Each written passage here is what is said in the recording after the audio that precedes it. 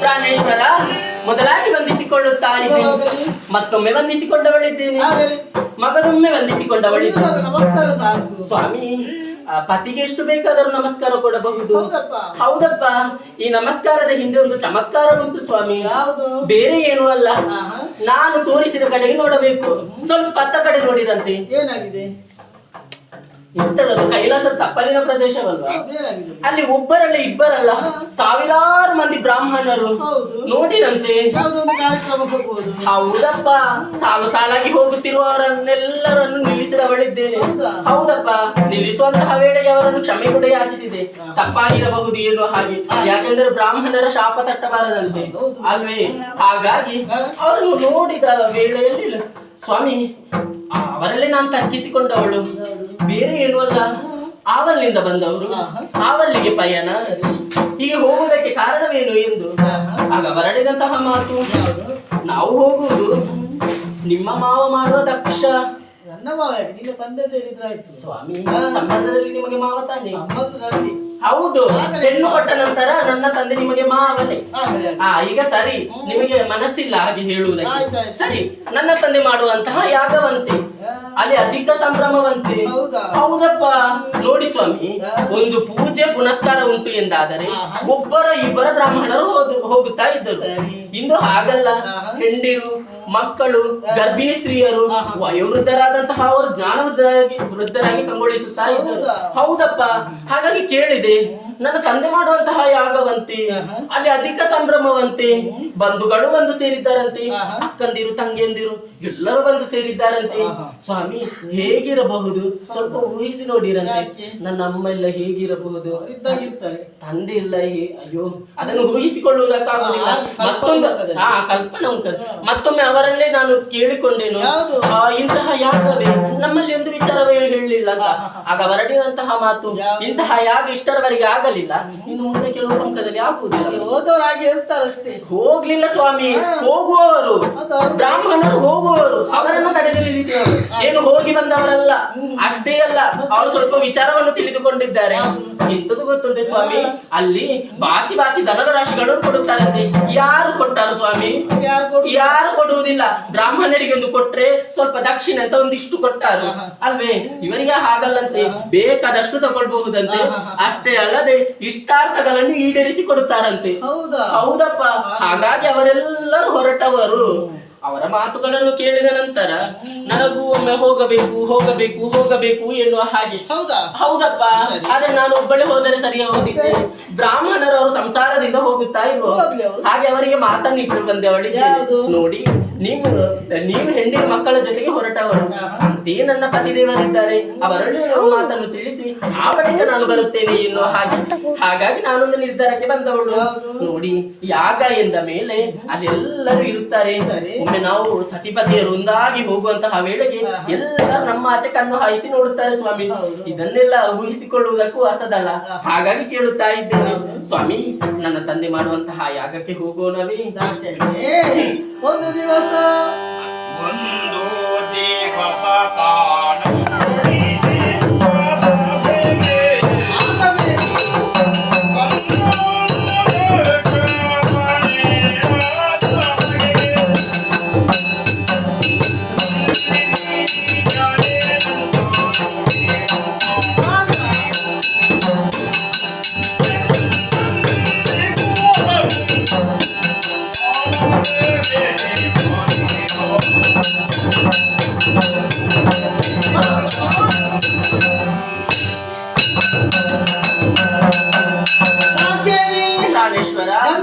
ಸರಸ್ವತಿ ತ್ರಿವೇಣಿ ಸಂಗಮದಲ್ಲಿ ಅದಿತಿ ಬ್ರಹ್ಮರದ್ದು ಯಾಗ ಮಾಡ್ತಾ ಇದ್ರು. ಸರಿ. ಆ ಯಾಗದಲ್ಲಿ ಅಧ್ಯಕ್ಷ ಪೀಠ ವಹಿಸಿದವು ನಾನು. ಸಂತೋಷ. ಅಲ್ಲಿ ಇಲ್ಲಿಂದ ತನ್ನ ದಕ್ಷ ಮಹಾರಾಜ ಬಂದ. ಎಲ್ಲರೂ ಅವರ ನೋಡಿ ಗೌರವಿಸ್ತಾ ಇದ್ರು. ನಾನು ಅದ್ರ ಗೌರವ ಕೊಡ್ಲಿಲ್ಲ. ಯಾಕೆ? ಅಧ್ಯಕ್ಷ ಪೀಠದಲ್ಲಿ ಕುಳಿತುಕೊಳ್ಳವರು ಯಾರು ಬಂದರೂ ಕೂಡ ಎದ್ದು ನಿಂತರಬಾರದು ಎಂಬುದಾಗಿ ಲೋಕದ ನಿಯಮ ಅಲ್ಲ ಸ್ವಾಮಿ. ಅದಕ್ಕಾಗಿ ನಾನು ಗೌರವ ಕೊಡ್ಲಿಲ್ಲ. ಆ ಸಿಟ್ಟಿನಿಂದ ನನ್ನ ನಾನಾಗಿ ನಿಂದಿಸಿ ಜರೆದ. ನನ್ನನ್ನು ಬಿಡು, ಅವನಿಗೆ ಒಂದು ಬುದ್ಧಿ ಉಂಟು, ನನ್ನ ನೋಡಿದ್ರೆ ಅವನಿಗೆ ಆಗುದು, ಅವನು ನನ್ನ ನಿಂದಿಸ್ತಾ ಇದ್ದಾನೆ, ಹೋಗೋಗಿ ನಿನ್ನಾಗೆ ಬೈದ ಅವನು. ಅದು ಹೌದು ಸ್ವಾಮಿ. ಅವನು ಎಂತ ಹೇಳಿದ ಗೊತ್ತುಂಟ? ಅವನು ಹೇಳಿದ, ಅವನಿಗಂತೂ ಭಾಷೆ ಇಲ್ಲ, ನನ್ನ ಮಗನಿಗಂತೂ ತಲೆ ಸರಿ ಇಲ್ಲ ಅಂತ. ಯಾಕೆ? ಮಂಗನಿಗೆ ಮಾಲಿಕ ಕೊಟ್ಟ ಹಾಗೆ ಅಂತ ಹೇಳಿದ ಅವನು. ಸ್ವಾಮಿ, ಆ ವಿಚಾರವಾಗಿ ನಾನು ಆಲೋಚಿಸಿದೆ ಎಂದಾದರೆ ಧನ್ಯಳಲ್ಲವೇ ಸ್ವಾಮಿ? ಯಾಕೆಂದರೆ ದೇವರನ್ನೇ ಪತಿಯಾಗಿ ಪಡೆದವಳಲ್ಲವೇ? ಅದು ಅವನಿಗೆ ಗೊತ್ತುಂಟ. ಅದು ಹೌದು. ಆದ ಕಾರಣ ಎಲ್ಲರಿಗೆ ಹೇಳಿಕೆ ಕೊಡುವಂತ ಸಂದರ್ಭದಲ್ಲಿ ದೇವತೆಗೆ ಹೇಳಿಕೆ ಕೊಟ್ಟಿದ್ದಾನೆ. ಹೌದು. ಅಂಥದ್ರಲ್ಲಿ ಲೋಕಕ್ಕೆ ದೇವರಿಸಿದ ನಾನು ನನಗೆ ಒಂದು ಹೇಳಿಕೆ ಕೊಡ್ಲಿಲ್ಲ. ಅದಕ್ಕಾಗಿ ಹೋಗುದು ಬೇಡದು ಬೇಡ ಬೇಡ. ಮಾತುಗಳನ್ನು ಅವಾಗಲೇ ಕೇಳುವಾಗ ನಂಗೆ ಅರ್ಥವಾಯ್ತು ಸ್ವಾಮಿ. ಎಂತದ್ದು ಅರ್ಥ ಆಗ್ತಿರ್ಲಿಲ್ಲ ನಂಗೆ. ಆಗ್ಲೇ ಬೇಸರವಾಗ್ಲೇ ಅರ್ಥ, ನಿಮ್ಮ ಮುಖದಲ್ಲಿ ಬೇಸರ ನೋಡುವಾಗ್ಲೇ ಗೊತ್ತಾಯ್ತು ಯಾಗಕ್ಕೆ ನೀವು ಹೋಗ್ಲಿಕ್ಕೆ ಬಿಡುವುದಿಲ್ಲ ಅಂತ. ನೀವಾಡಿದೇನು ಹೇಳಿಕೆ ಬೇಕು ಏನು ಹಾಗೆ. ಸ್ವಾಮಿ, ದೇವರ ಬಳಿಗೆ ಭಕ್ತನು ಹೋಗುವುದಕ್ಕೆ ಹೇಳಿಕೆ ಬೇಕೇ?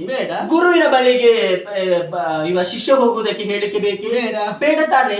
ರಾಜನ ಬಳಿಗೆ ಪ್ರಜೆ ಹೋಗುವುದಕ್ಕೆ ಹೇಳಿಕೆ ಬೇಕೇ? ಬೇಡ ಸ್ವಾಮಿ, ತವರೂರಲ್ಲಿ ಮಾಡುವಂತಹ ಯಾಗ ಅಲ್ವೇ? ಈಗ ನಾನು ಮಗಳು ನೋಡಿ, ಅದು ಯಾವುದೋ ಒಂದು ದ್ವೇಷ, ಹಳೆ ದ್ವೇಷ. ಏನು, ನನ್ನ ತಂದೆ ಶೀಘ್ರ ಕೋಪಿಯಾದರೂ ಕೂಡ ದೀರ್ಘ ದ್ವೇಷಿ ಅಲ್ಲಂತೆ. ಅದು ನೀನೆನಿಸಿದ ಹಾಗೆ, ಅವನು ಹಾಗಿಲ್ಲ ಸ್ವಾಮಿ. ಅದು ಹಾಗೆ ಸ್ವಾಮಿ. ಮಕ್ಕಳು ಯಾವತ್ತು ತಂದೆ ತಾಯಿಯರನ್ನು ಬಿಟ್ಟು ಕೊಡುವುದಿಲ್ಲ. ಗಂಡನನ್ನು ಬೇಕಾದ್ರೆ ಬಿಟ್ಟುಕೊಳ್ತಾರೆ, ತಂದೆ ತಾಯಿಯರನ್ನು ಬಿಟ್ಟು ಕೊಡುವುದಿಲ್ಲ. ಅವರವರವರು ಬೇಕೇ ಅಂತೆಯೇ ತಂದೆ ತಾಯಿಯಂದಿರು ಕೂಡ ಮಕ್ಕಳನ್ನು ಬಿಟ್ಟಿರುವುದಿಲ್ಲ. ಒಂದು ವೇಳೆ ಅವಸರ ಕಾರಣದಿಂದಲಾಗಿ ಮರೆತಿರಬಹುದು. ಒಂದು ಹೇಳಿಕೆ ಇಲ್ಲ ಅಂತ ಹೇಳಿ ತಂದೆ ಮಾಡುವಂತಹ ಯಾಗಕ್ಕೆ ಹೋಗದಿರುವುದಕ್ಕೆ ಸಾಧ್ಯ ಉಂಟೆ? ನಾವು ಹೋಗಬೇಕು ಸ್ವಾಮಿ. ನೀನೇ ಹೇಳಿದ ಹಾಗೆ ಅವರಿಗೆಲ್ಲ ಹೇಳಿಕೆ ಕೊಡ್ಬೇಕಂತ ಹೇಳಿಲ್ಲ. ಅವನು ದೇವರಾದ್ರೆ ಅವನು ಭಕ್ತ ನಾನಲ್ಲ, ಅವನು ಗುರು ಆದ್ರೆ ಅವನು ಶಿಷ್ಯ ನಾನಲ್ಲ, ಅವನ ಅರಸ ಆದ್ರೆ ಅವನ ಪ್ರಜೆ ನಾನಲ್ಲ, ಲೋಕಕ್ಕೆ ದೇವರಿಸಿದ ನಾನು. ನನಗಾದ ಹೇಳಿಕೆ ಕೊಡ್ಲೇಬೇಕು. ಆದ್ರೆ ಹೇಳ್ತಾ ಇದ್ದೇನೆ, ಆ ಯಾಗಕ್ಕೆ ನೀನು ಹೋದರೆ ನನ್ನ ಜೊತೆ ಮಾತನಾಡಬೇಡ. ಸ್ವಾಮಿ, ಎಂತದು ಸ್ವಾಮಿ, ಇಷ್ಟೆಲ್ಲ ಚಿಕ್ಕ ವಿಚಾರಕ್ಕೆ ಮಾತನ್ನು ಬಿಡುವುದೇ? ಏನು, ನನ್ನ ತಂದೆ ಮಾಡುವಂತಹ ಯಾಗಕ್ಕೆ ನಾನು ಹೋಗಬೇಕು, ಈ ಕಡೆ ಪತಿಯನ್ನು ಕೇಳಿದೆ ಎಂದಾದರೆ ನನ್ನ ಮಾತನ್ನೇ ತಿರಸ್ಕರಿಸುತ್ತಿದ್ದಾರಲ್ಲ. ಹೋಗಬೇಡ ಹೋಗಬೇಡ ಎನ್ನುವ ಹಾಗೆ. ತವರ ಮನೆಯಲ್ಲಿ ಮಾಡುವಂತಹ ಯಾಗಕ್ಕೆ ಮಗಳು ಹೋಗಬಾರದೆ, ಇದು ತಪ್ಪೇ. ನಾನು ಹೋಗಲೇಬೇಕು, ಹೋಗುತ್ತೇನೆ. ಆದರೆ ಹೀಗೆ ಹೋದರೆ ಸರಿಯೇ? ಪತಿಯ ಮಾತನ್ನು ತಿರಸ್ಕರಿಸಿ ನಡೆದೆನು ಎಂದು ಲೋಕದಲ್ಲಿ ಅಪವಾದ ಬರುತ್ತದೆ. ಹಾಗಾಗಿ ಪತಿಯ ಪಾದದ ಧೂಳನ್ನು ನನ್ನ ಹಣೆಯ ಭಸ್ಮವನ್ನಾಗಿರಿಸಿಕೊಂಡು ನಿಮ್ಮ ಮಡದಿಯಾದಂತಹ ದಾಕ್ಷಾಯಿಣಿ ಯಾಗಕ್ಕೆ ಹೋಗುತ್ತಿದ್ದಾಳೆ. ನನ್ನ ಮಾತನ್ನು ಕೇಳದೆ ಯಾಗಕ್ಕಾಗಿ ಹೋಗಿದ್ದಾರೆ. ಆದ್ರೆ ಅಲ್ಲೇ ವಿಚಾರ ನಾನು ತಿಳಿಯಬೇಕುತ್ತಾರೆ. ನನ್ನ ಶಿವಗಣಗಳನ್ನು ಅಲ್ಲಿಗೆ ಕಳಿಸಿಕೊಡುತ್ತೇನೆ.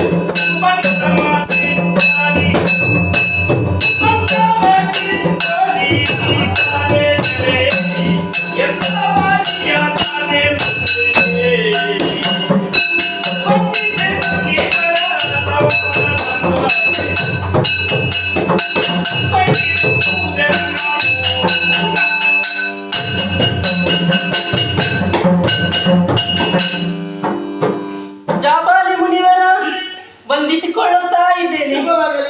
ಎಂತಹ ಕರ್ಣಕಠೋರವಾದಂತಹ ಮಾತುಗಳನ್ನೇ ಕೇಳುತ್ತಾ ಇದ್ದೇನೆ ನಾನು. ಬರಗಾಲ, ಭೂಲೋಕದಲ್ಲಿದ್ದಂತಹ ಬರಗಾಲವನ್ನು ನೀಗಿಸುವುದಕ್ಕೋಸ್ಕರವಾಗಿ ನನ್ನನ್ನೇ ಆರಾಧಿಸಿದೆ, ಮೆಚ್ಚಿಸಿದೆ. ಆದರೆ ನಾನು ಉಳಿಯಲಿಲ್ಲ. ಬದಲಾಗಿ ನಿಮ್ಮ ಮಾತುಗಳನ್ನೇ ತಿರಸ್ಕರಿಸಿದವಳಿದ್ದೇನೆ ನಾನು. ಹಾಗೆಂದು ಕೋಪಗೊಂಡಂತಹ ನೀವು ನನಗೆ ಶಾಪವನ್ನೇ ಕೊಟ್ಟಿರ ತಂದೆ.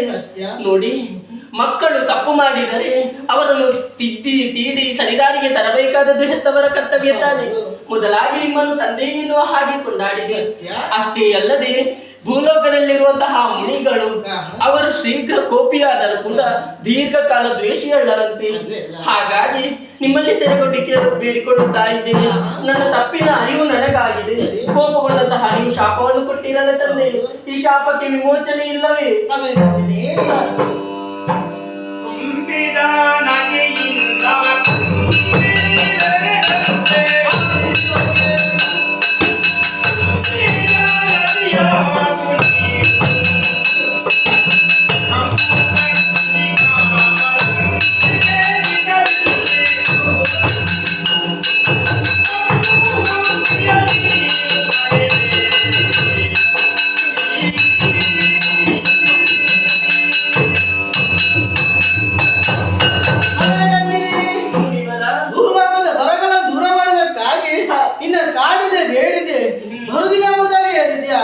ಕಾಮಧೇನ ಮಗಳು ನಂದಿನಿ ಸುದ್ದಿ ಎಂಬುದಾಗಿ ನಿನಗೆ ಅಹಂಕಾರ ಎಂಬುದಾಗಿ ಇತ್ತು. ಆ ಅಹಂಕಾರ ತಲೆಯಿಡಬೇಕಾಗಿದೆ. ಅದಕ್ಕಾಗಿ ನಾನು ಸಿಟ್ಟಿಂದ ಶಾಪವನ್ನು ಕೊಟ್ಟಿದ್ದೇನೆ. ಕೊಟ್ಟಂತ ಶಾಪವನ್ನು ಹಿಂದೆ ತಿರುವ ಶಕ್ತಿ ನನ್ನಲ್ಲಿಲ್ಲ. ಆದರೊಂದು ದಾರಿ ಉಂಟು. ಆತ ನೀನು ಭೂಲೋಕ ನಂದಿನಿ ಅನ್ನಲೇಬೇಕು. ದಾರಿ ಅದು ಗೊತ್ತಿದೆ. ಭಕ್ತಿಯಿಂದ ಆದಿಮಾಯನ್ನು ಪ್ರಾರ್ಥಿಸು, ಕಷ್ಟದ ಹೊರಗೆ ತಿಳಿಸು. ಆಕೆ ಬರೆಯುತ್ತಾರೆ. ಜಾಬಾಲಿ ಮುನಿಗಳ ಆಶೀರ್ವಾದವನ್ನು ಪಡೆದುಕೊಂಡು ಆದಿಮಾಯೆಯನ್ನೇ ಸ್ಮರಿಸಿದವಳು ಇದ್ದೇನೆ. ನನ್ನ ಭಕ್ತಿಗೆ ಹೋಗುಟ್ಟಂತಹ ಅವಳು ಜಾಬಾಲಿ ಮುನಿಯ ಶಾಪವಲ್ಲ, ಅದು ನಿನಗೆ ವರ ಎನ್ನುವ ಹಾಗೆ ಕೊಂಡಾಡಿದಳು. ಯಾಕೆ ಎನ್ನುವ ಹಾಗೆ ಕೇಳಿದಾಗ, ಸುರಕನ್ಯೆಯಾದಂತಹ ನಿನಗೆ ಯಾಕಮ್ಮ ಬಂತು ಭ್ರಾಂತು? ಧರೆಯಲ್ಲಿರುವಂತಹ ಮನುಜರಿಗೆ ಸ್ವಾರ್ಥ ಹುಟ್ಟಿಕೊಳ್ಳುವುದು ಸಹಜ ಎನ್ನುವ ಹಾಗೆ ಕೊಂಡಾಡಿದಳು. ಹಾಗಾಗಿ ನಾನು ನದಿಯಾಗಿ ಹರಿಯುವಂತಹ ಸಂದರ್ಭದಲ್ಲಿ ನನ್ನದಾದಂತಹ ಕಟ್ಟಿ ಪ್ರದೇಶದಲ್ಲಿ ಅವಳು ಲಿಂಗರೂಪೆಯಾಗಿ ಉದ್ಭವಿಸುವುದಕ್ಕಿದ್ದಾಳಂತೆ. ಯಾರೆಲ್ಲ ನನ್ನ ನಂದಿನಿ ನದಿಯಲ್ಲಿ ಮಿಂದು ಅವಳಿಗೆ ಪೂಜೆಯನ್ನು ಸಲ್ಲಿಸುತ್ತಾರೋ ಅಲ್ಲಿಗೆ ನನ್ನ ಶಾಪ ವಿಮೋಚನೆಯಾಗುತ್ತದೆ ಎನ್ನುವ ಹಾಗೆ. ಹಾಗಿದ್ದರೆ ಇಂದೇ ಮಾಘ ಶುದ್ಧ ಪೌರ್ಣಮಿಯ ದಿನ, ಇಂದೇ ಶುಭ ದಿನದಂದು ನಂದಿನಿ ನದಿಯಾಗಿ ಹರಿಯುತ್ತೇನೆ.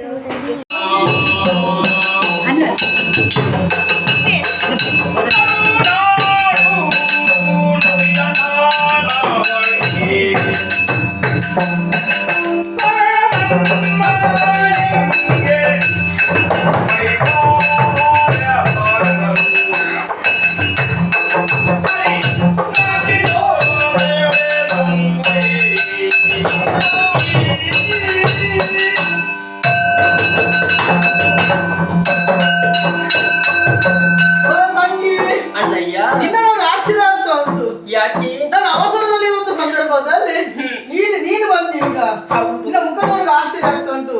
ನನ್ನ ಆದ್ಯತೆ ನೀನು ಹೋದವನೇನು?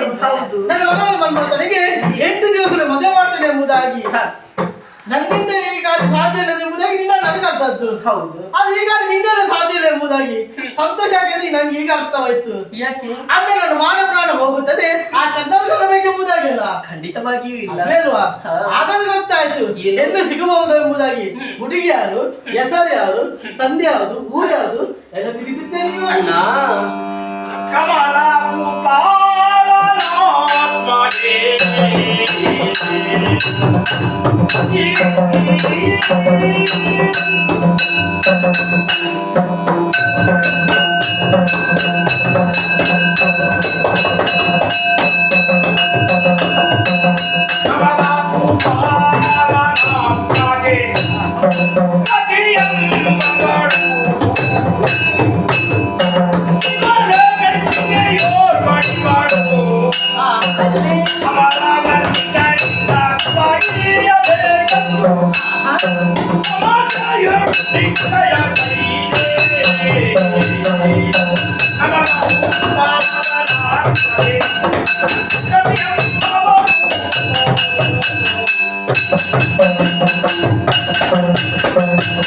ಅನ್ನದೇವ ವಂದಿಸಿಕೊಳ್ಳುತ್ತಾ ನಿನ್ನಿಂದಲೇ ಆಜ್ಞೆಯನ್ನು ಪಡೆದುಕೊಂಡು ಹೋದವಳು ನಾನು. ನಿನ್ನ ಮಗನಾದಂತಹ ಮನ್ಮಥನಿಗೆ ವಧುನ್ವೇಷಣೆ ಮಾಡಿಕೊಂಡು ಬರುತ್ತೇನೆ ಎನ್ನುವ ಹಾಗೆ. ಆದ್ರೆ ನಿನ್ನ ಮಾತುಗಳನ್ನು ಕೇಳುವಾಗ ಆಶ್ಚರ್ಯವಾಯಿತು ಅಣ್ಣಯ್ಯ. ನನ್ನ ಮಾನ ಪ್ರಾಣ ಹೋಗುತ್ತೇನೋ ಎಂಬ ಹಾಗೆ. ಅಣ್ಣಯ್ಯ, ನಿನ್ನ ಮಾನ ಪ್ರಾಣವನ್ನು ಹೋಗುವುದಕ್ಕೆ ನಾನು ಬಿಡುತ್ತೇನೆ. ಈ ಹಿಂದೆ ದುಶ್ಯಾಸನ ನನ್ನ ಸೀರೆಯನ್ನು ಎಳೆಯುವಂತಹ ಸಂದರ್ಭದಲ್ಲಿ ಮಾನ ಪ್ರಾಣವನ್ನು ಉಳಿಸಿಕೊಟ್ಟವನು ನೀನಲ್ಲವೇ ಅಲ್ವೇ? ಅಷ್ಟೇನು ಉಪಕಾರ ಮಾಡಿದವನಿಗೆ ಒಂದು ಕಿಂಚಿತ್ ಉಪಕಾರ ನನ್ನಿಂದ ಆಗುವುದು ಬೇಡವೇ? ಹಾಗಾಗಿ ಹೋಗಿ ಹೋಗಿ ಸೇರಿದೆ ಕಮಲಾವತಿ ಪಟ್ಟಣಕ್ಕೆ. ಹೌದಪ್ಪ, ಅಲ್ಲಿ ಅರಸನಾದಂತಹ ಕಮಲಭೂಪ, ಅವನಿಗೆ ಒಬ್ಬಳೇ ಮಗಳು ರತಿ ಎನ್ನುವ ಹಾಗೆ ಅವಳು ಶುಭನಾಮ. ರೂಪವತಿಯೂ ಹೌದು, ಸೌಂದರ್ಯವತಿಯೂ ಹೌದು. ನಿನ್ನ ಮಗನಾದಂತಹ ಮನ್ಮಥನಿಗೆ ಸರಿಯಾದ ಜೋಡಿ ಅವಳೇ ಎಂದು ಭಾವಿಸಿ ನಾಳೆ ಮದುವೆಯನ್ನು ನಿಶ್ಚಯಿಸಿ ಬಂದಿದ್ದೇನೆ. ಅಣ್ಣಯ್ಯ, ಒಮ್ಮಿಂದೊಮ್ಮೆಗೆ ನನ್ನನ್ನು ತಿರಸ್ಕರಿಸಿದರು. ನನ್ನ ಶಕ್ತಿ ಸಾಮರ್ಥ್ಯವನ್ನೆಲ್ಲ ತೋರಿಸಿದೆ. ಆ ಬಳಿಕ ನನಗೆ ನೆನಪಾಯಿತು, ನಿನ್ನ ಆಶೀರ್ವಾದ ಒಂದಿಂತಾದರೆ ಯಾವುದನ್ನು ಸಾಧಿಸಬಹುದು. ತೇನವೀನ ತನ್ನಮವೀನ ನಾಚಲತಿ ಎನ್ನುವ ಹಾಗೆ ದೇವರ ಸಂಕಲ್ಪವಿಲ್ಲದೆ ಒಂದು ಹುಲ್ಲುಗಡ್ಡಿ ಅಳುವಾಡುವುದಕ್ಕೂ ಸಾಧ್ಯವಿಲ್ಲಂತೆ. ನಿನ್ನ ಆಶೀರ್ವಾದದಿಂದ ನಾಳೆ ಮದುವೆಯನ್ನು ನಿಶ್ಚಯಿಸಿ ಬಂದವಳಿದ್ದೇನೆ. ನೋಡು, ಅವರ ಮಾತೇನು ಗೊತ್ತೇ? ನಾಳೆ ಶುಭ ಮುಹೂರ್ತದಲ್ಲಿ ನಿನ್ನ ಮಗನಾದಂತಹ ಮನ್ಮಥನಿಗೆ ಮದುವೆಯಂತೆ. ಇದನ್ನು ನಿನ್ನ ಮಡದಿಯಲ್ಲಿ ತಿಳಿಸಬೇಕು. ಅಷ್ಟೇ ಅಲ್ಲ, ನಾವು ದಿಬ್ಬನ ಸಮೇತ ವಿಜೃಂಭಣೆಯಿಂದ ಹೋಗಬೇಕಂತೆ. ನಿನ್ನ ಮಾತಿಗೆ ಸಂತೋಷ ಆಗ್ತಾ ಉಂಟು. ಯಾಕೆ ಹೋದಂತ ನನಗೆ ಪುನಃ ಬಂತು. ಅದಲ್ಲದೆ ದ್ವಾರಕ್ಕೆ ಬಿಡುವಂತ ಅಗತ್ಯ ನನಗಿಲ್ಲ. ನನ್ನ ತಂಗಿ ನನ್ನ ಮಾನವ ನಿಲ್ಲಿಸಿದ್ದಾರೆ. ಅದಕ್ಕಾಗಿ ಈ ವಿಚಾರ ನನ್ನಲ್ಲಿ ತಿಳಿದುಕೊಂಡು ಆದಷ್ಟು ಬೇಗ ಹೋಗಿ ಬರುವ.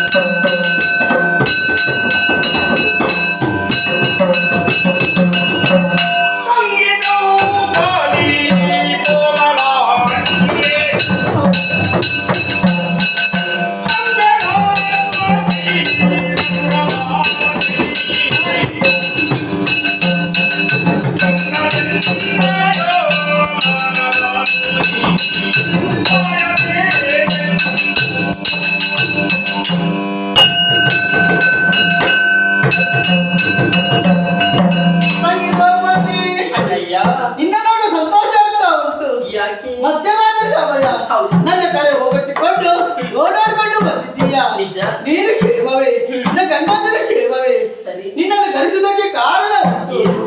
ನನ್ನ ಮನದೃಷ್ಟಿಗೆ ನಾನು ಮಾತನಾಡಿಟ್ಟಿದ್ದೇನೆ. ಏನೆಂದು? 8 ದಿವಸರಿಗೆ ಮನ್ಮಂತರಿಗೆ ನಾನು ಮದುವೆ ಮಾಡ್ತೇನೆ ಎಂಬುದಾಗಿ. ಸರಿ. 7 ದಿವಸಗಳಾಯ್ತು. ಹಾ. ಉಳಿದದ್ದೊಂದೇ ದಿವಸ ನೀನೇ ಮದುವೆ ಮಾಡ್ಬೇಕು ತಂಗಿ. ಅಣ್ಣ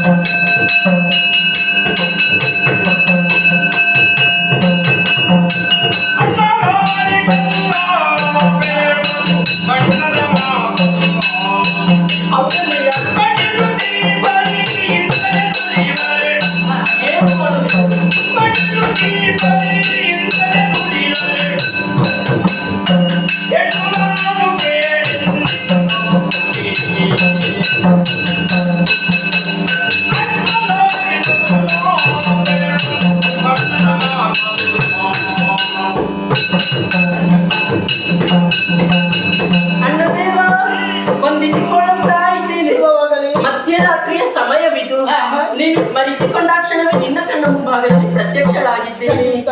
ಬಂದ ಕೂಡಲೇ ನೀನು ಕೇಳಿದಂತಹ ಪ್ರಶ್ನೆ, ಮಂದಿರದಿ ಪುರುಷರು ಕ್ಷೇಮವೇ ಎನ್ನುವ ಹಾಗೆ ಅವರೆಲ್ಲರೂ ಕ್ಷೇಮ. ಸರಿ. ಅಂತೆಯೇ ನಾನು ಕೂಡ ಕ್ಷೇಮ. ನಿನ್ನ ಮಾತುಗಳನ್ನು ಕೇಳುವಾಗ ಆಶ್ಚರ್ಯವಾಗುತ್ತಾ ಉಂಟು ಅಣ್ಣಯ್ಯ. ನಿನ್ನ ಮಡದಿಯಾದಂತಹ ರುಕ್ಮಿಣಿಗೆ ಮಾತನ್ನು ಕೊಟ್ಟಿದ್ದೀಯ. ಹೌದು. ದಿವಸ 8ರೊಳಗಾಗಿ ಮಗಳಾದಂತಹ ಮಣ್ಣಕ್ಕನಿಗೆ ಮದುವೆ ಮಾಡುತ್ತೀವಿ ಎನ್ನುವ ಹಾಗೆ ಸತ್ಯ. ದಿವಸಗಳೇಳು ಕಳೆದು ಹೋಯಿತು. ಇರುವುದು ಅರ್ಧರಾತ್ರಿ. ಅಣ್ಣಯ್ಯ, ಲೋಕಮುಖದಲ್ಲಿ ಹಾ. 7 ದಿವಸಗಳಲ್ಲಿ ನಿನ್ನಿಂದ ಆಗದಂತಹ ಕಾರ್ಯವನ್ನು ಆಹಾ. ಇನ್ನು ಅರ್ಧರಾತ್ರಿಯಲ್ಲಿ ಹೆಣ್ಣಾಗಿ ನಾನು ಮಾಡುವುದಕ್ಕೆ ಸಾಧ್ಯ ಉಂಟೆ? ನಿನ್ನಿಂದ ಸಾಧ್ಯ. ಯಾಕೆ? ಶುಭ ಕಾರ್ಯವನ್ನು ಹಾ. ಯಾರಾಗಬೇಕು ಆ ಬ್ರಹ್ಮನೇ ಬರೆದಿಡ್ತಾನಂತೆ. ಹೌದು. ಈ ಕಾರ್ಯ ನಿನ್ನಿಂದಲೇ ಸಾಧ್ಯ. ಹಾ. ಯಾಕೆಂದ್ರೆ ನನ್ನ ಅನುಗ್ರಹ ಸದಾ ನಿನ್ನ ಮೇಲೆ ಉಂಟು. ಆದಷ್ಟು ಬೇಗ ಹೋಗಿ ಬಾ. ಅಣ್ಣ, ನಿನ್ನ ಮಾತುಗಳನ್ನು ಕೇಳುವಾಗ ಸಂತೋಷವಾಗುತ್ತಾ ಉಂಟು. ಸರಿ. ವಧುವನ್ವೇಷಣೆಗೆ ಹೋಗುತ್ತೇನೆ. ಆಹಾ. ಆದರೆ ಒಂದು ಮಾತು ಉಂಟು. ನಾನು ಈ ಹಿಂದೆ ನಿನಗೊಂದು ಮಾತನ್ನು ಕೊಟ್ಟಿದ್ದೇನೆ. ಸತ್ಯ. ಬೇರೆ ಏನೂ ಅಲ್ಲ. ದುಶ್ಯಾಸನ ನನ್ನ ಸೀರೆಯನ್ನು ಎಳುವಂತಹ ಸಂದರ್ಭದಲ್ಲಿ ಆಹಾ. ನೀನು ನನ್ನ ಮಾನ ಪ್ರಾಣವನ್ನೆಲ್ಲ ಕಾಪಾಡಿದವನು. ಖಂಡಿತವಾಗಿ. ಆ ವೇಳೆಯಲ್ಲಿ ಯಾವಾಗ ಬೇಕಾದರೂ ಉಪಕಾರವನ್ನು ಬೇಡು, ಆಹಾ. ಸಹಾಯ ಮಾಡುತ್ತೇನೆ ಎನ್ನುವಂತಹ ಮಾತುಗಳನ್ನು ಕೊಟ್ಟವಳು. ಸತ್ಯ. ಹಾಗಾಗಿ ನಿನ್ನ ಮಾತನ್ನು ತಿರಸ್ಕರಿಸುವವಳಲ್ಲ ನಾನು. ಆಗಲಿ. ಮುನ್ನಡೆಯುತ್ತೇನೆ.